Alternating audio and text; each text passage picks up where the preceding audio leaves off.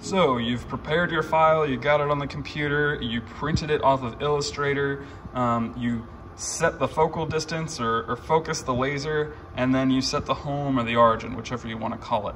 Now you're ready to hit go and to actually cut. In order to start, the first thing we have to do is to close this lid. It's a lockout, the laser won't run if that's still open.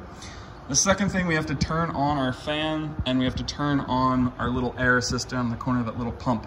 But before we do that, I just want to talk a little bit about safety. So when you go ahead and you are ready to cut, I want you to be here the whole time, especially if you're working with a paper product like this Bristol Smooth or you're working with cardboard. A fire can happen in here quicker than you know it, and we're actually pumping air onto this thing. So a flame can light up in an instant.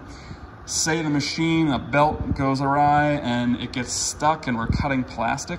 Plastic is a byproduct of oil. We have a fire, we ruin our optics, all that good stuff. Not so good. If there is a fire, don't hesitate to grab me. You can hit stop.